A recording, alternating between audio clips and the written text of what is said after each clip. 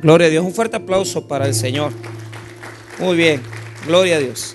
Vamos a ir a Romanos capítulo 7, nos hemos quedado en el versículo número 14. La semana pasada expliqué el versículo 13 y hemos aprendido mucho de él. Capítulo 7, verso 14. Mi propósito es llegar por lo menos al verso 18, aunque podríamos llegar al 25 sin ningún problema, pero si hay detalles que yo veo ahí que están un poquito, digamos, complicados, yo detengo un poco la enseñanza y me quedo ahí. Ahora, ¿qué vamos a hablar el día de hoy? Vamos a hablar del poder del pecado, el poder del pecado. Esa es la porción de versículos que Pablo nos va a estar refiriendo el día de hoy y vamos a ir haciendo reflexión, porque Pablo primero nos va a describir una conducta que ha visto en él. Esto es interesante porque ya les voy a explicar esta porción, pero lo que quiero que ustedes vean es que él mismo se ha visto, él mismo ha revisado su conducta y ha notado que sucede esto en él. Él experimenta esto y lo que quiere es compartirlo con nosotros para poder hacer reflexión de cómo el pecado nos atormenta, cómo el pecado nos azota, cómo el pecado manipula nuestra vida en diferentes maneras. Versículo 14, ¿lo tenemos? Muy bien, la palabra de Dios dice así: porque sabemos que la ley es espiritual, mas yo soy carnal, vendido al pecado, porque lo que hago no lo entiendo, pues no hago lo que quiero, sino lo que aborrezco, eso hago. Y si lo que no quiero, esto hago, apruebo que la ley es buena. De manera que ya no soy yo quien hace aquello, sino el pecado que mora en mí. Y yo sé que en mí, esto es, en mi carne, no mora el bien. Porque el querer el bien está en mí, pero no el hacerlo. Porque no hago el bien que quiero, sino el mal que no quiero, eso hago. Y si hago lo que no quiero, ya no lo hago yo, sino el pecado que mora en mí. Si quiere, dejémoslo hasta ahí. Yo creo que es muy pretencioso llegar hasta el 25. Vamos a orar. Padre, te pedimos tu bendición para esta palabra. Te pedimos que bendigas nuestra vida, que ministres por medio de tu Santo Espíritu, que tu poder, que tu enseñanza esté en nosotros, que esta instrucción sea enriquecedora, que podamos aprender de él. En el nombre de Jesús. Amén y amén. Pueden tomar asiento, hermanos. Muy bien. El primer problema que se plantea en los versículos 14 al 18 es que hay un cambio en los tiempos verbales. ¿En qué sentido? Si usted se da cuenta, cuando nosotros leemos el verso 13, Pablo hasta ese texto bíblico está hablando de su experiencia pasada. Él está hablando en pasado. Entonces, si usted nota esto rápido, ¿verdad? Luego, lo que es bueno vino a ser muerte para mí. Esa es la pregunta que hace Pablo. O sea, está hablando en tiempo pasado. Pero en el verso 14 en adelante hay un tiempo que cambia. Él está hablando en presente. En presente. Entonces, yo ya les voy a explicar por qué. Pero primero quiero que note ese detalle. Segundo detalle importante antes de entrarle al texto y al griego. Lo que hay que notar aquí es que muchos eruditos, Newell, también algunos eruditos como Hendrickson, John MacArthur y otros más, ¿verdad? Incluso los padres de la iglesia, San Agustín, o sea, muchos han dicho que Pablo no está hablando de él. Y la razón es porque hay una fuerte inclinación de, digamos, en los tiempos pasados, hoy ya no, de pensar que en un momento, pues Pablo también tuvo que haber sido no pecador. Entonces, cuando leían esta porción de versículos y vemos que el personaje que está hablando ahí está atormentado por el pecado, a los grandes eruditos, ¿verdad? Los teólogos del siglo de la Edad Media, de los primeros siglos de la iglesia, los de la patrística y la escolástica, se les hizo bien difícil creer que era Pablo. Incluso, no quise yo copiar todo eso porque no valía la pena, pensaron que de quien está hablando es de un inconverso, de una persona que no es convertida. ¿Por qué? Solo solo mire cómo comienza el verso 14 hablando en tiempo presente. Porque sabemos que la ley es espiritual, mas yo soy carnal. Entonces eso los religiosos no lo soportaron. Porque ¿cómo vas a decir que Pablo es carnal? ¿Verdad? O sea, claro, en una línea teológica Pablo nos heredó el cristianismo.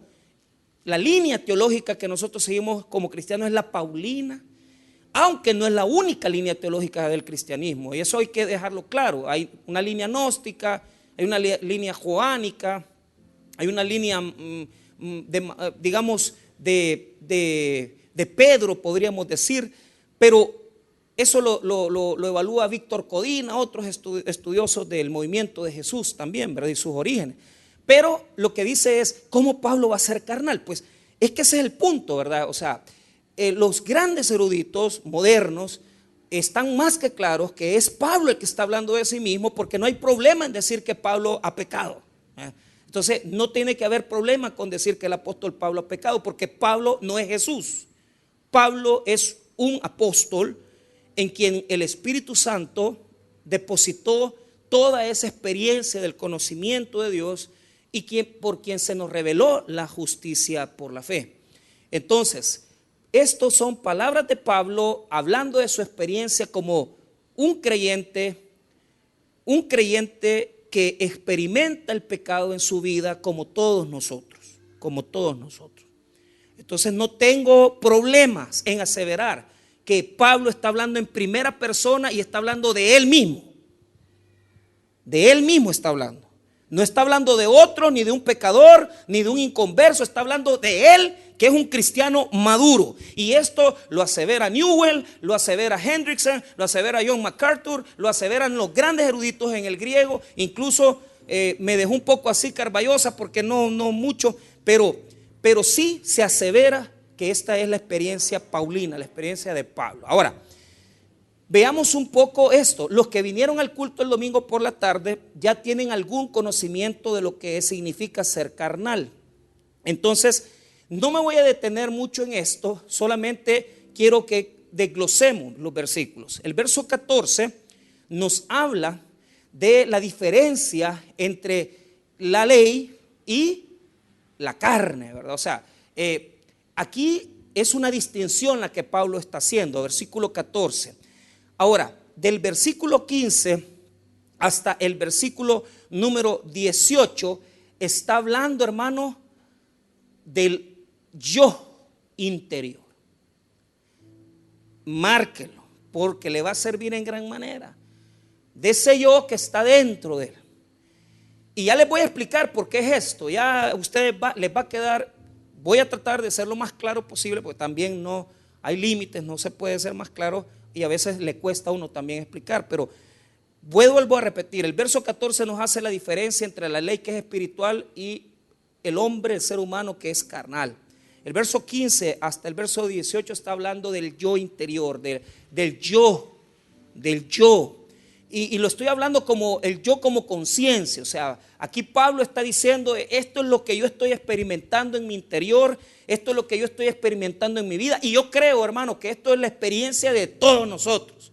O sea, es el que diga, mira, a mí esto no me sucede, es porque es inconverso. Es al revés, pues, o sea, el que no experimente lo que sucede en el verso 15 al 18 es porque es una persona que no ha nacido de nuevo y es una persona que necesita ir a Cristo, a la cruz de Cristo, encontrarse con la persona de Cristo, arrepentirse de sus pecados y entregarse totalmente a Jesús. Porque si vos no sentís esto, no sos cristiano. Así de fácil. Ahora, Pablo viene cerrando la idea que enseñamos la semana pasada, que la ley es buena y que lo que es malo es el pecado, ¿verdad? Terminamos el verso 13 diciendo que el pecado es pecaminoso. Mire lo que dice la última porción del verso 13: a fin de que por el mandamiento el pecado llegase a ser sobremanera pecaminoso. ¿Por qué es pecaminoso el pecado? O sea, el pecado es tan pecaminoso porque toma la ley, ¿verdad? Y nos instruye codicia en el corazón para violar la ley. O sea, es tan pecaminoso el pecado que aquello que Dios dio como algo bueno santo y perfecto, el pecado lo usa para que nosotros tengamos deseos de pecar. Y esto ya lo expliqué, no lo voy a explicar. Entonces, hemos quedado claro en algo. La ley es buena, lo que es malo es el pecado. Porque el pecado nos lleva a incitar, a codiciar, violar la ley de Dios. Hay un deseo del hombre de decir, yo voy a violar esto. O sea, si a mí Dios me dice no, si esto es prohibido, si esto es oscuro, hagámoslo. Entonces, eso es lo que Pablo explicó en los versos anteriores. Ahora, el verso 14 va a redondear la idea y va a decir, bueno, señores, la ley es otra vez buena porque es espiritual. ¿Por qué la ley es espiritual? Lea conmigo el 14 e iniciamos esta experiencia. Porque sabemos que la ley es espiritual, mas yo soy carnal, vendido al pecado. Entonces, primero ya expliqué que estas son palabras paulinas, son palabras de Pablo, de una experiencia de un cristiano, no de un inconverso. Lo segundo que les voy a enseñar es por qué la ley es espiritual. La ley es espiritual porque es dada por Dios. La ley es espiritual primero porque es dada por Dios. Número dos, es espiritual porque sirve para que el hombre se acerque a Dios. La ley en toda su naturaleza es espiritual, porque la ley no solamente es dada por Dios, sino que la ley sirve para que nos acerquemos a Dios, pero también, óigame, la ley de Dios también hace efecto en el corazón, en el espíritu del hombre. Entonces, la ley es espiritual y es buena, pero el hombre, el ser humano, el cristiano convertido, se convierte muchas veces en una persona carnal. Vea conmigo punto y coma y lea la segunda parte del versículo. Mas yo soy carnal. ¿Qué es ser carnal? Los que estuvieron aquí el domingo en la tarde saben que yo leí un texto y quiero volverlo a repetir solo para que nos quede claro esto. Óigame bien. Aquella persona que vive en la carne, póngame atención pues, aquella persona que vive en la carne no es cristiano. Y eso yo le expliqué el día domingo. ¿Por qué razón? Porque hay un montón de gente que, fíjate que yo he escuchado hasta sermones, el cristiano carnal. Incluso mi sermón de la tarde del domingo se llama el hombre carnal. No le puse el cristiano carnal porque yo sé que ahí hay una confusión. Porque o sos cristiano o sos carnal. Entonces, el cristiano, ponga atención, se lo voy a explicar, puede caer en actitudes carnales. Amén. Pero no puede vivir en la carne. Porque una persona que vive en la carne es porque no se ha convertido. Entonces, yo escucho en las iglesias un montón de gente que es que ese hermano es carnal, porque dice malas palabras, porque es ofensivo, porque no se ha convertido, porque hace esto, hace lo otro. Es que no puede ser cristiano y ser carnal. La actitud carnal es una actitud en la cual el creyente cristiano maduro puede caer en esas actitudes.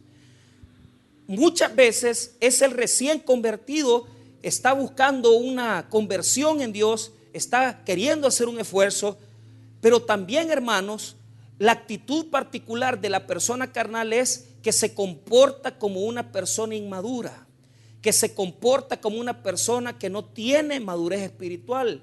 Ahora, vuelvo a repetir,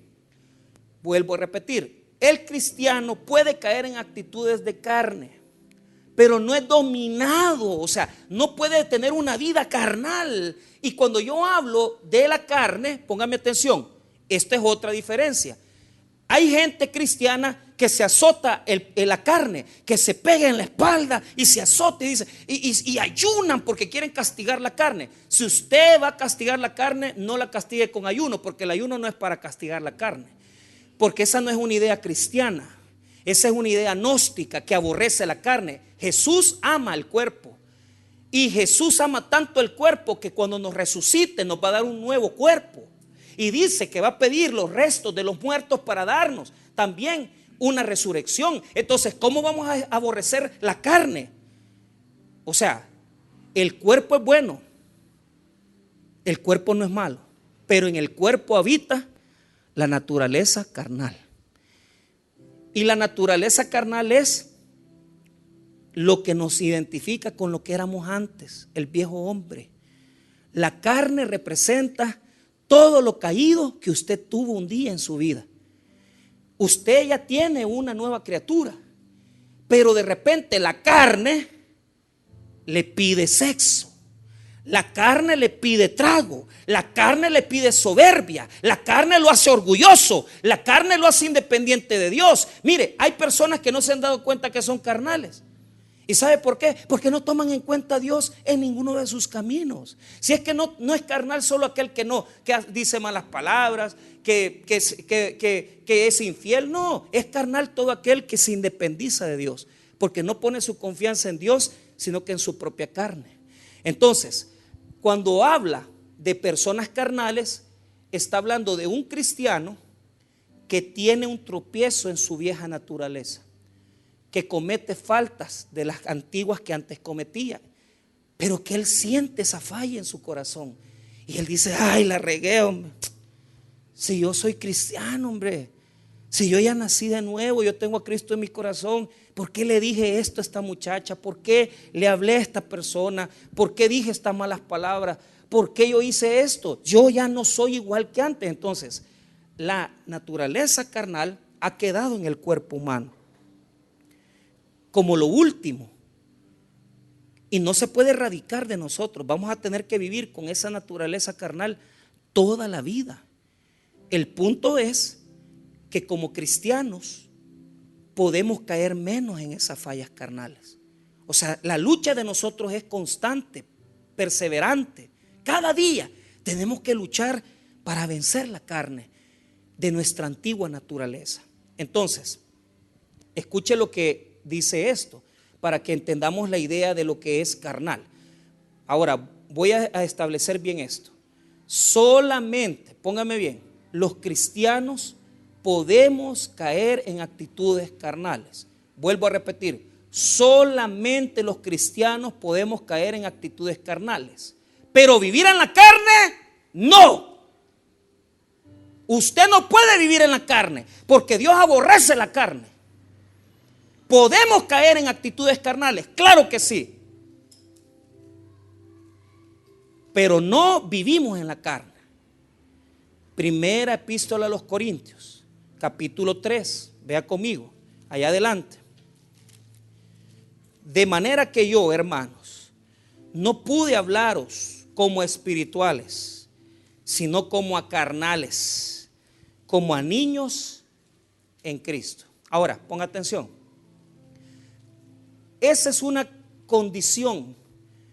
La iglesia de Corinto no era espiritual, era una iglesia carnal. Porque muchas veces, ¿dónde se demuestra que somos carnales? ¿Quieres saber dónde se demuestra que somos carnales? Mira, en la iglesia de Corinto había divisiones. En la iglesia de Corinto, hermano, habían pecados que se estaban cometiendo. Pero Pablo nos va a hacer un señalamiento ahí de algunas cosas que tienen que ver con ser carnal. Mire lo que dice el verso 2 y 3. Os di a beber leche y no vianda, porque aún no erais capaces, ni sois capaces todavía, porque aún sois carnales.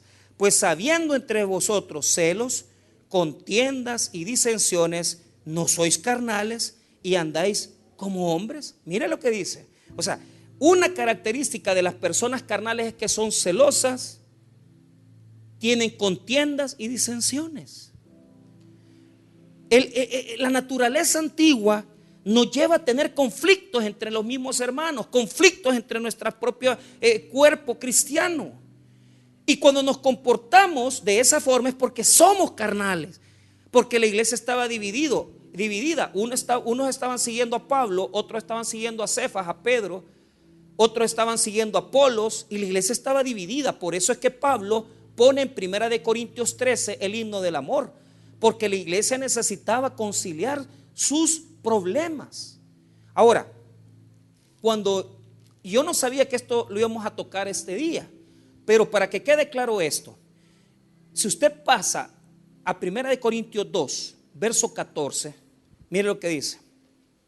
Pero el hombre natural no percibe las cosas que son del Espíritu, 2:14, de Dios, porque para él son locura y no las puede entender, porque han de discernirse espiritualmente. 15, en cambio el espiritual juzga todas las cosas, pero él no es juzgado de nadie. Muy bien, pero mire cómo termina el 16, porque ¿quién conoció la mente del Señor? ¿Quién la instruirá? Mas nosotros tenemos la mente ¿de qué? Entonces aquí hay tres personas. Está el hombre natural, está el hombre espiritual y está el hombre carnal.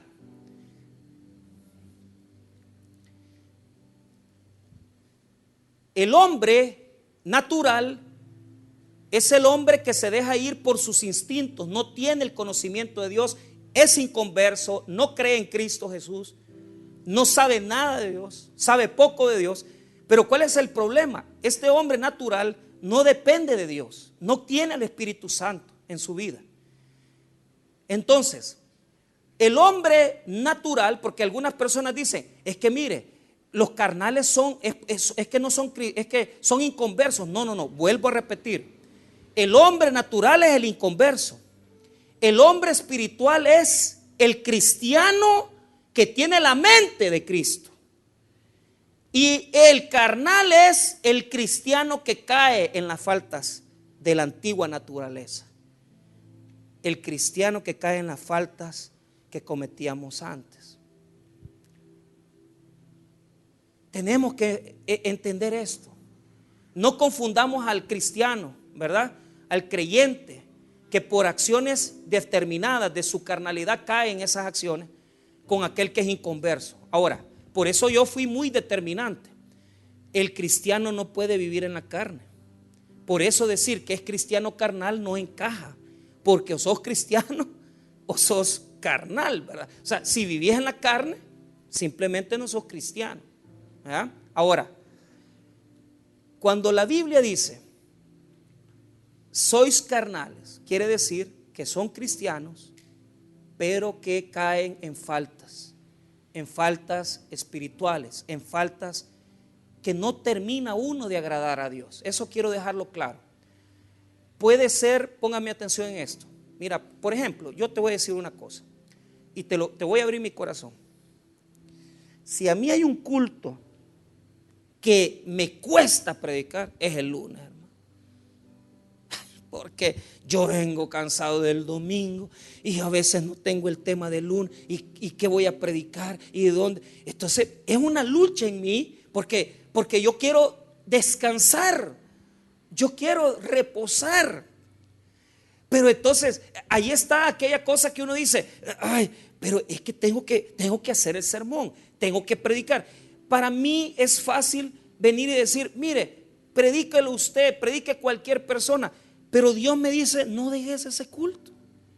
Y he sentido más inclinación a dejar el culto del viernes que el culto del lunes, fíjese. Pero yo siento que cuando yo deje ese culto va a ser cuando yo encuentre un líder, un predicador que pueda llevar ese ministerio. O sea, yo no quiero que sea un predicador que solo venga a sacar el problema del culto y a sacar del... No, que sea un líder que pueda llevar familias. Es muy diferente. Predicar todos podemos, los que hemos tenido un seminario, lo que sea. Pero ¿cuál es el problema? Para poder ponerte ante familias en la iglesia, necesitas testimonio. Y necesitas también cuidar a la gente. Entonces yo digo, no, Señor, este es el último lunes, ya no aguanto más. Y el Señor me pone, mira, este tema está bien bonito. Y comienzo a agarrar la Biblia y Dios comienza a hablar. Está bueno, voy a hacer el sermón, ahí está. O sea, hay una lucha. Entonces muchas veces he venido el día lunes, he venido, y yo lo reconozco, he venido con una actitud en la carne, porque no he hecho mi mejor esfuerzo, no he hecho lo mejor que he podido. Y probablemente es como traerle a Dios una ofrenda ingrata. Porque cuando venís a darle a Dios lo que no sirve, entonces ¿para qué venís? Si no vas a venir con toda la pasión de tu corazón a cantarle a Él, si no vas a venir a cantar al Señor, a adorarle a Él con toda tu pasión, no vengas, mejor quédate en tu casa, más que estás perdiendo la bendición. ¿Me entendés lo que te quiero decir? Y muchas veces como predicadores subimos, pero no tenemos el nivel. Pero aún así Dios acepta la ofrenda y dice: mira, Mike, está bien, yo sé que has venido bastante en la carne, porque no terminaste de hacer la labor, no la has hecho con todo el corazón. Entonces no puedo agradar a Dios. Pero aún así, Dios de vez en cuando le toca el corazón a alguien y se convierte, fíjate. Y uno dice: entonces pues, es que no son por tus esfuerzos, son por mis esfuerzos espirituales. Es Dios el que hace eso. Entonces cuando nosotros somos capaces de reconocer que somos así honestamente, que en la mayoría de acciones de nuestra vida somos bastante carnales, no porque fumamos, no porque somos codiciosos, sino que somos incapaces de dar algo completo a Dios. Entonces desde ahí ya viene en nuestra vida madurez. Pero hay gente que no es madura, porque si una persona es madura, no se cree la gran cosa, ni tampoco siente que anda bien. Yo soy una persona muy buena con Dios, no anda tan bien con Dios. No, es que tenemos que superarlo. Tenemos que superar también ese egoísmo, esa soberbia que teníamos los evangélicos antes. Nosotros somos salvos, 100% salvos. Mira, cálmate, mejor cállate. Y que hablen tus obras, que hablen tus acciones y tu testimonio, antes de andar hablando tonterías. Que mire, yo tengo a Cristo en mi corazón. No. Que la gente se dé cuenta por tus acciones, por tu testimonio. Yo creo que estamos en un tiempo donde ya tenemos que hacer cambios. Dice el pastor Junior que llegando a todos estos centros penales en estas épocas, hasta de los jóvenes, él se impresiona porque él comienza a predicar y los hipotes todos se pueden las alabanzas. Usted, el gran avivamiento que hay ahí adentro, porque todos son hijos de evangélicos y todos son evangélicos. Pero ¿qué les estoy diciendo? Hemos caído en la soberbia de pensar que porque es que yo acepté a Cristo en mi corazón. Eso no es lo determinante. Lo determinante es si verdaderamente esa carne está dominada, está sometida al Espíritu Santo. Porque si la carne todavía te domina, te es necesario nacer de nuevo. Te es necesario nacer de nuevo. Y que te quede claro. Eso sí es muy importante.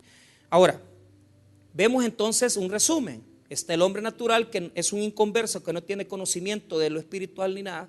Está el hombre espiritual, que es un hombre que ha recibido a Cristo, que conoce a Jesús, que tiene el Espíritu Santo, que tiene la mente de Cristo. Y está el carnal, que es un creyente que comete faltas de la niñez espiritual, que comete cosas inmaduras como disensiones, como celos y otras cosas más que no es pertinente que las toque ahorita. Ahora, vamos a Romanos capítulo 7 y veamos nuevamente el verso 14. Porque sabemos que la ley es espiritual, mas yo soy carnal. Entonces Pablo declara: yo soy carnal. O sea, él entiende que él es el gran apóstol Pablo. Pone atención. Es un gran apóstol, amén. Y muchos predican más de Pablo que de Jesús, ¿verdad? Pero ¿cuál es el punto? Si vos ves Gálatas capítulo 2 y si vos ves el libro de Hechos, ¿verdad?, te das cuenta que en Gálatas tuvo un pleito con Pedro y que lo regañó a Pedro porque era hipócrita, porque desde que llegaron, ¿verdad?, los de Jerusalén, él ya no quería sentarse a comer con los gentiles. Entonces Pablo lo regañó. Allí no vemos un Pablo tan espiritual. En el libro de Hechos dice que tuvo un gran pleito por Juan Marcos, porque él no quería llevar a Juan Marcos al viaje misionero. Y la palabra esa que aparece en griego, que quiere decir un gran pleito. O sea, vos te imaginás a Pablo el apóstol, el que escribió la mitad del Nuevo Testamento, peleando, hermano, pero peleando que ya se iba a agarrar a puños. ¿Te podés imaginar eso? ¿Por qué dice que es carnal? Porque es así, porque cae en acciones. que lo estimula el pecado que habita en él. Entonces Pablo no tiene problema. Dice, mire, yo soy carnal, no vivo en la carne. Eso hay que dejarlo claro. Él no vive en la carne, cae en actitudes carnales como cualquier otro cristiano. Ahora, afirma en la última parte del versículo una palabra más que dice vendido.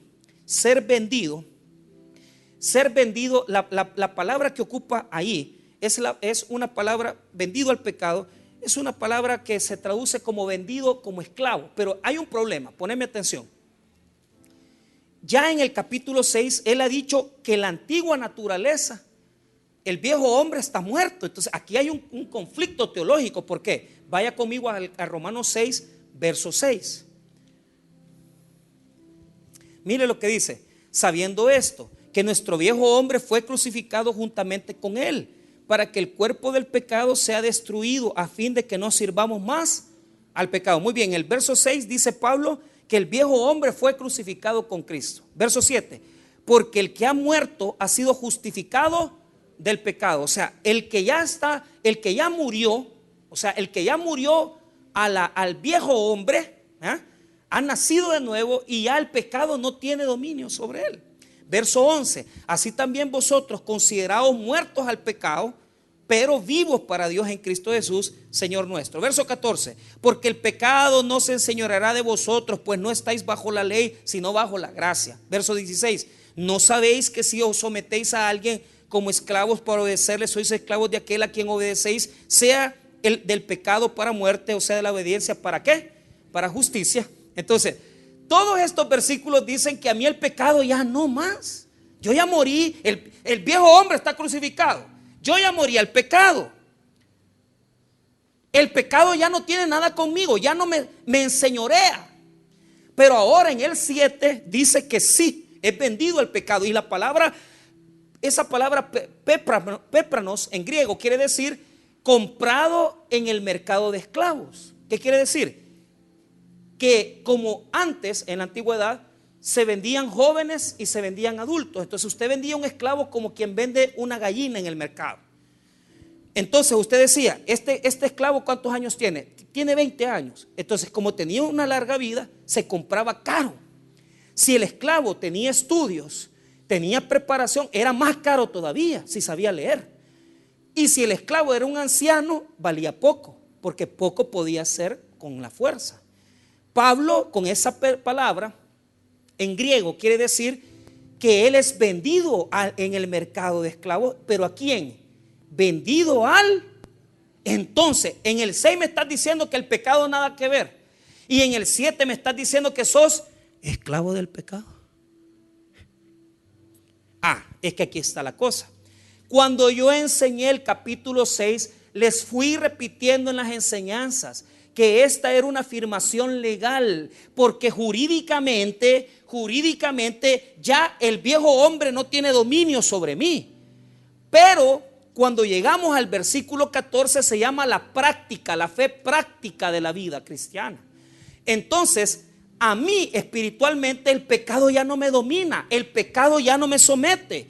El viejo hombre está crucificado, pero en la vida diaria veo ahí 50 pesos mal puestos y me dan ganas de agarrar.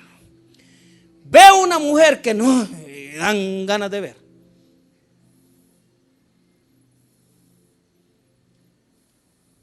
Más si va al gimnasio y usted está en el gimnasio, usted no va a estar con los ojos.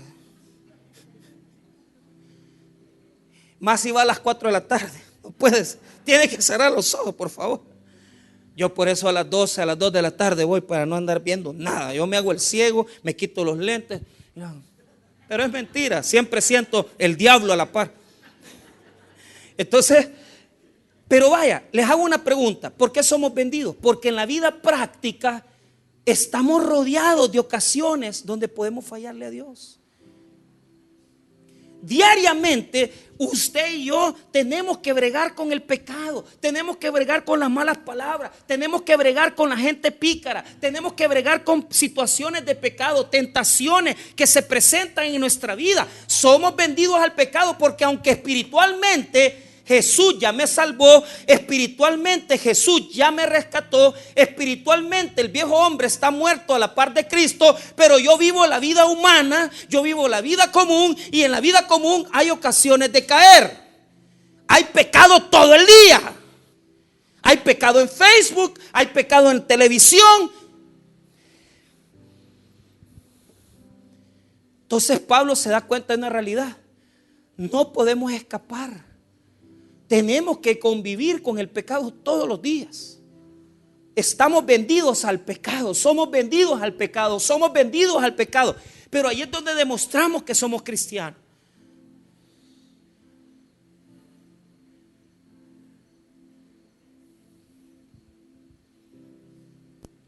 O sea, sabemos lo que es malo. Y si sabemos que una persona nos va a pedir consejería y la mujer nos gusta, entonces ¿por qué nos vamos a quedar solos con esa mujer? Ya estuvo, no más. Si sabemos que la cipota nos interesa, nos gusta, ¿para qué le va a pedir el número? Se va a meter en problemas. Si usted sabe que esa persona está casada, ¿para qué se mete en problemas? Usted está vendido al pecado y a usted le gusta el pecado, pero usted tiene que saber que legalmente usted tiene el poder para decir que no. La cosa es decir no. Cuesta, sí, pero somos vendidos al pecado. Por eso caemos en actitudes carnales. Ahora, vea conmigo el 15. Y aquí vamos a hablar del interior. Pablo identifica algo que usted y yo tenemos, y vamos a ir cerrando. Este texto hay que entrarle porque esto se le llama la lucha interior. Entonces, mire cómo comienza. Porque lo que hago, no lo entiendo. Ginoskos en griego, ginoskos, no lo entiendo. Ginoskos no quiere decir, no solamente quiere decir que no le entiende, sino que además es que para él, para Pablo, es difícil de aceptarlo. O sea, la palabra ginoskos, en la forma en que está ahí conjugada, quiere decir que él no lo acepta. No puede ser, no puede ser. Porque él comienza el verso 15 diciendo: porque lo que hago. Aquí está explicando del por qué él es carnal. Entonces, en su forma de vivir hay una incongruencia que él no comprende, porque él ya se vio.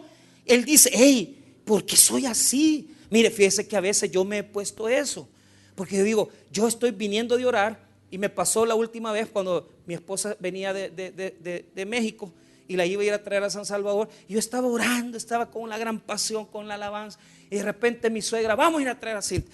Y yo venía bravo, hermano. Entonces, mire, Dios sabe que el Espíritu Santo me había puesto: tenés que morderte la lengua porque vos mucho hablas.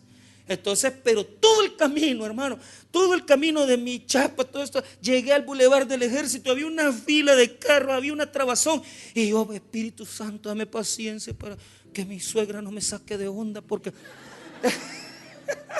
tenían hambre, yo no les había dado de comer, pero porque habían levantado tarde y comía. Y cuando se comió una su quesadilla que estaba toda, ya a ver de cuántos días, porque ya no aguantaba el hambre, si es que ahí ya. Y cuando ya había que íbamos pasando la trabación, ya: Señor, ya vamos a llegar, ya vamos a llegar. Pero ¿sabe cuál es el problema? Es incongruente, porque yo acabo de orar, acabo de estar con Dios, y me estoy comportando como una bestia.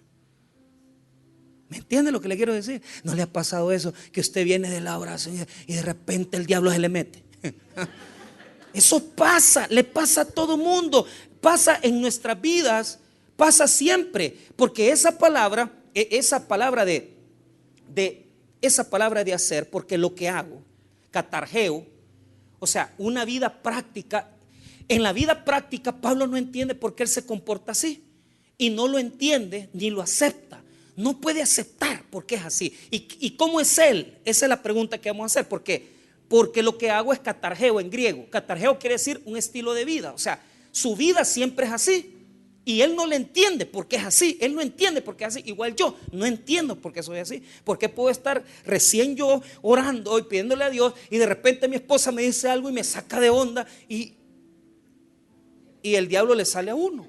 Entonces eso es lo que Pablo va a explicar. ¿Por qué? Mire, punto y coma. Pues aquí hay una declaración. Pues no hago lo que quiero. No hago lo que quiero. Entonces la palabra hago ahí no es como en la primera, ¿verdad? Sino que es otra palabra, no es catargeo, no es catargetsomai, sino que es la palabra prazo, que quiere decir, oiga bien, las acciones que él manifiesta, dice él mismo lo está contando, que es lo que no quiere hacer. O sea, él desea hacer cosas buenas, pero no le salen las cosas buenas. La palabra quiero, pues no hago lo que quiero, es un deseo interior. Él desea hacer la voluntad de Dios. ¿Quién aquí no quiere hacer la voluntad de Dios? Si es que mire, hermano, todos aquí queremos hacer la voluntad de Dios. Esa palabra querer en el texto griego es algo, un anhelo que no se cumple.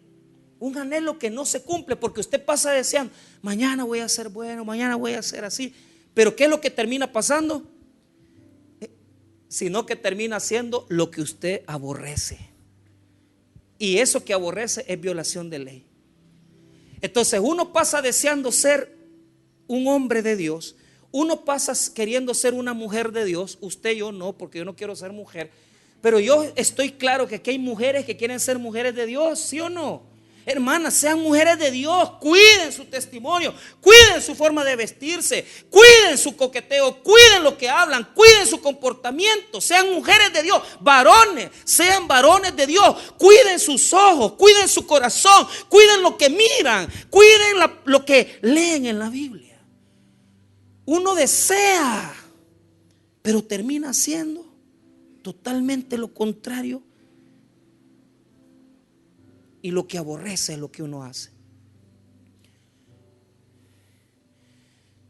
Aborrezco, eso hago. Leamos nuevamente el 15 para que entendamos este conflicto. Porque lo que hago, o sea, su forma de vivir, no lo entiendo, no sé por qué soy así. ¿Y cómo sos, Pablo?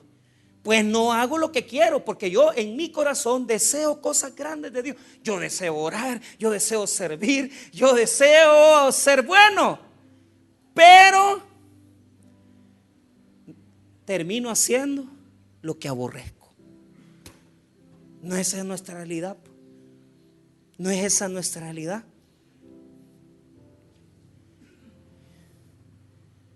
Así vivimos. Con esa lucha interior, en nosotros, que no podemos terminar de hacer las cosas bien. Y mire, a uno se decepciona porque uno dice, yo tengo luchas como usted no se imagina. Tengo luchas con dinero. Tengo luchas con que mañana voy a hacer esto y lo otro. Y hay veces, hermano, yo pongo todo lo que tengo que hacer al siguiente día. Incluso con el pastor Eric, él sabe que todos los días lunes yo le paso un listado de las cosas que hay que hacer en la semana. Pero una decepción, hermano. Porque todo muchas veces que cuando yo me proponga, yo digo, ¿por qué no permitís que yo haga esto? ¿Por qué no puedo?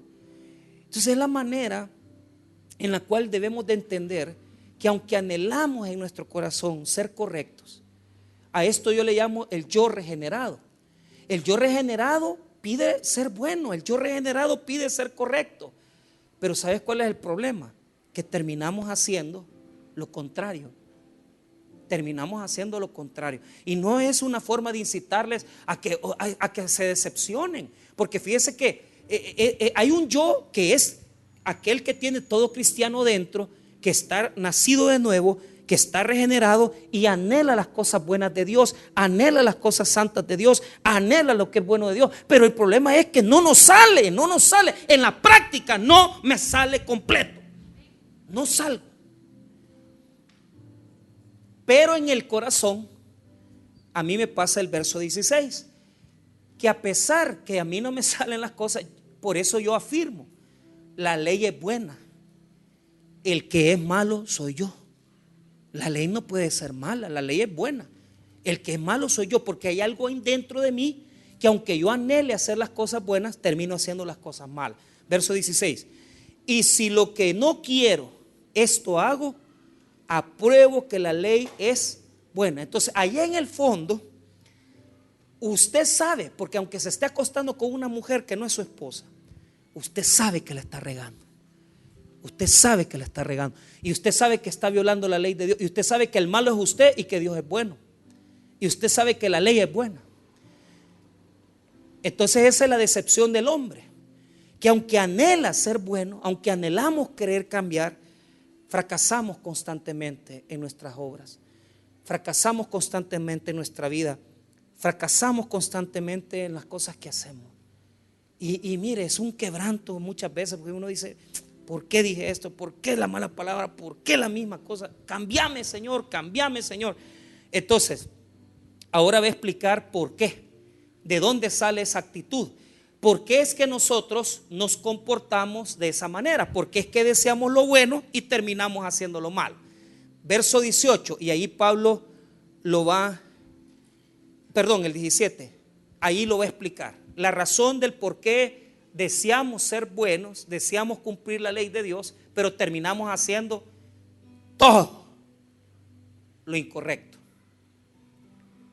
El 15 lo podemos decir y el 16 como un deseo profundo, algo que está dentro del hombre. Quiero ser bueno, pero no me sale. Ahora, el 17 es la razón del por qué no le sale. De manera que ya no soy yo quien hace aquello, dice. O sea, él está consciente de esto. Ponga atención. Ya no soy yo, el yo regenerado. Eso no puede estarte pidiendo droga, no te puede estar pidiendo lo malo, porque vos deseas lo bueno de Dios. Pero hay otro yo, y ese yo es el de la naturaleza caída. Es la naturaleza vieja que tenemos, el antiguo, el viejo hombre. La carne, que es todo un personaje que nos dice actúa de esta manera, actúa de esta manera, actúa de esta forma. Mire lo que dice el 17. De manera que ya no soy yo quien hace aquello, sino el pecado que mora.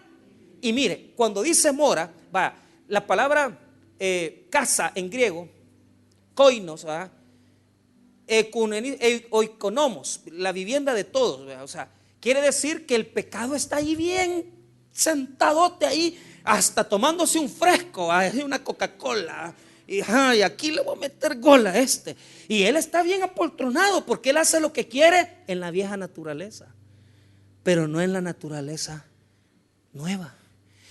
Él tiene dominio de toda mi naturaleza caída. Él tiene dominio de toda mi naturaleza podrida. Él tiene dominio de toda mi oscuridad. Él tiene dominio de toda la podredumbre que hay en mi conciencia. Pero hay que decirle a ese pecado que mora en nosotros que hay un ser más grande dentro de nosotros, que nos capacita para no volver a caer en lo mismo. Y ese ser que es más grande que el pecado que se acomoda, que se toma un fresco y aquí, hasta yo me lo imagino hasta con un hoy te metí gol, mira, te puse a ver pornografía, te puse a ver ahí en el Facebook cosas que desagradan el nombre de Dios, que desagradan las cosas de Dios. Él mora ahí. Ese pecado instrumentaliza todo eso, lo que le pertenece. Porque la nueva naturaleza no le pertenece a él, le pertenece a Cristo. Y sobre esa naturaleza no tiene dominio. Él tiene dominio sobre mi naturaleza caída. Entonces, la palabra morar quiere decir que él hace actos de dominio ahí. Y que si nosotros no nos damos cuenta de eso que tenemos dentro y que tenemos que estar conscientes, porque él mismo se ha dado cuenta que constantemente se le sale la carne. Entonces yo le hago una pregunta. ¿Usted no se ha dado cuenta que constantemente se le sale la carne? Si nos comportamos así es por la fuerza del pecado que está en nosotros. Porque cuando entró el pecado a la humanidad, el pecado entró también en el hombre y él tiene control sobre mi naturaleza caída. Pero yo tengo el poder y la autoridad de Dios para no someterme a él. Y deberíamos de ser bien prácticos en esto. Si sabemos que vamos a hacer una cosa ilegal, si sabemos que vamos a hacer algo que es desagradable a Dios, hermano, si sos cristiano, vas a sentir adentro, mira, que tenés aquello que querés agradar a Dios. Pero el problema es aquella gente que no siente nada de hacer bien a Dios, que no quieren hacerle bien a nadie y que lo único que quieren es hacer la maldad, porque esa gente no es regenerada, no ha nacido de nuevo. Por lo tanto, Pablo termina diciendo en el 18: y yo sé que en mí, esto es, en mi carne, mire dónde está el pecado, en mi carne no mora el bien, porque el querer el bien está en mí, pero no el hacerlo. Entonces, ¿dónde habita el pecado? En la naturaleza llamada carne. Por eso, los tres enemigos más grandes, y que le quede grabado, yo nunca me voy a olvidar de esa enseñanza del doctor J. Vernon McGee. Yo siempre, mire, todos estos cipotes que me dicen, pastor, ¿cómo puedo aprender más de Dios? J. Vernon McGee, doctor David Jeremiah, doctor Adrian Rogers. Ahí con los sermones del pastor y con esos sermones yo me formé. Y yo aprendí mucho. Y David Jeremiah siempre dijo, los tres enemigos más grandes del hombre, del cristiano, son el diablo, la carne y el pecado. O sea, el diablo, la carne y el pecado. O sea, la carne, hermanos, es el enemigo uno, porque es el que habita en nosotros. Y es el que hace que nosotros nos comportemos y fracasemos ante Dios.